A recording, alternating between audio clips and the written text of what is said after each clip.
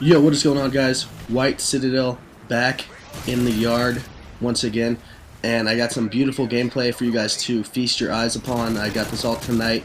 Hope you enjoy that. But I wanted to talk today about something different, not E3, not a gameplay, something I haven't heard many commentators talk about, but it's huge.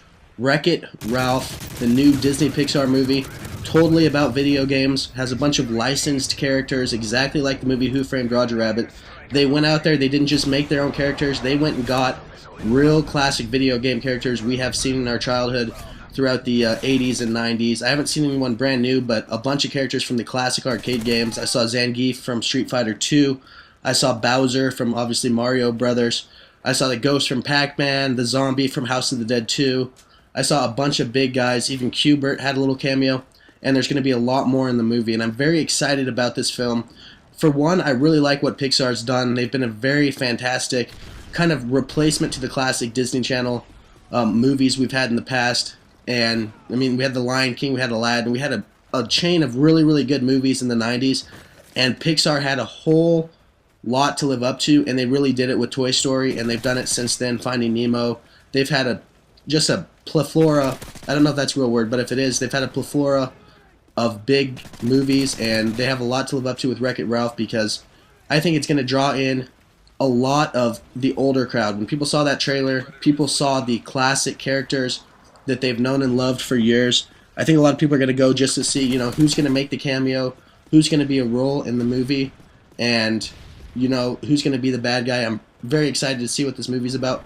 Watching the trailer, I noticed a bunch of licensed characters, as I mentioned earlier, and then I noticed kind of a few knockoffs on really popular video games. They had that Mario Kart looking race where they race in like the Sugar Candyland type thing. It's like a mixture between Mario Kart and Candyland.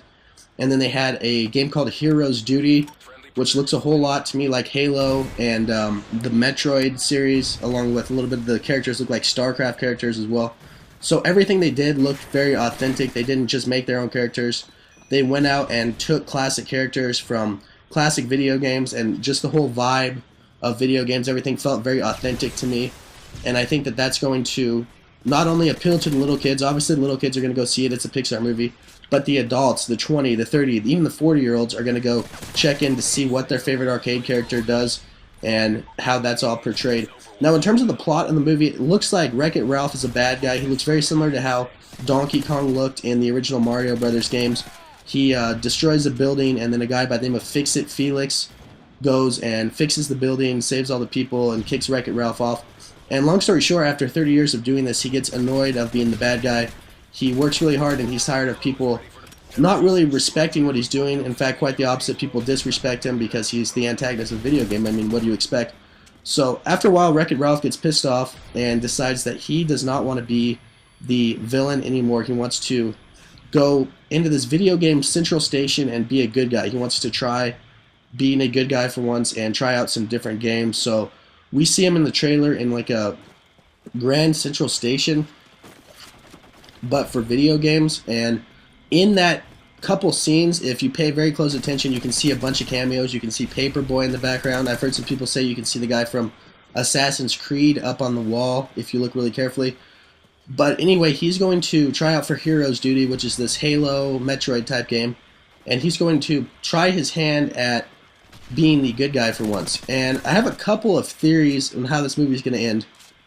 One theory is that the people begin to respect Ralph, and he does get to be the good guy at the end of the movie. He does get to be the hero of his own game. Maybe a new arcade game comes out.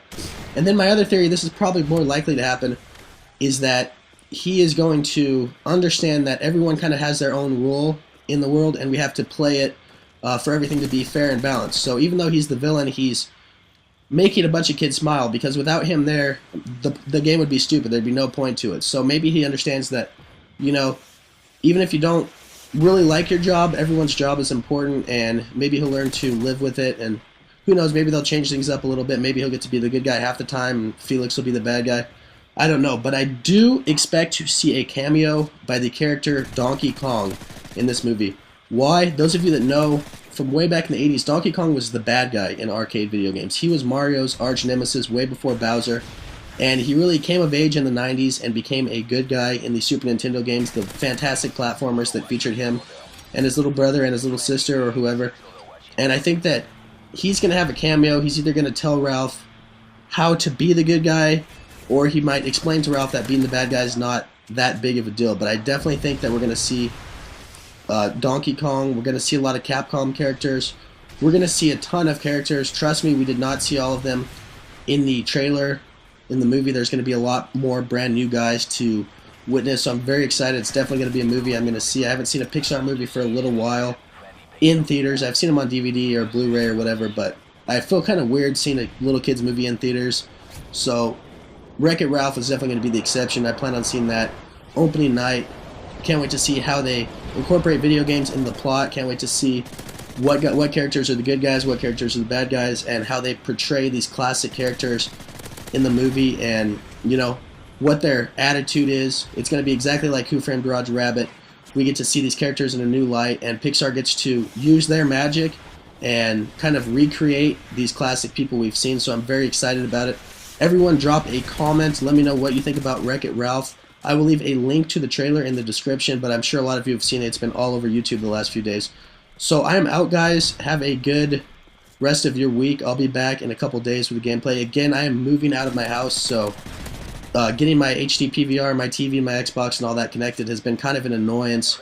And on top of that, I haven't been able to play too much Call of Duty. And as you know, I like to put up gameplays from the night of. I don't like to store gameplays for a month later. I like to keep them fresh and brand new. So everything you see on my channel is always from the night of, and that's why sometimes I have to skip a couple days, because if I don't get to play Call of Duty, I don't get to do a gameplay.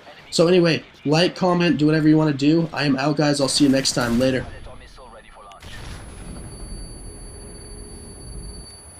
Friendly Predator missile inbound.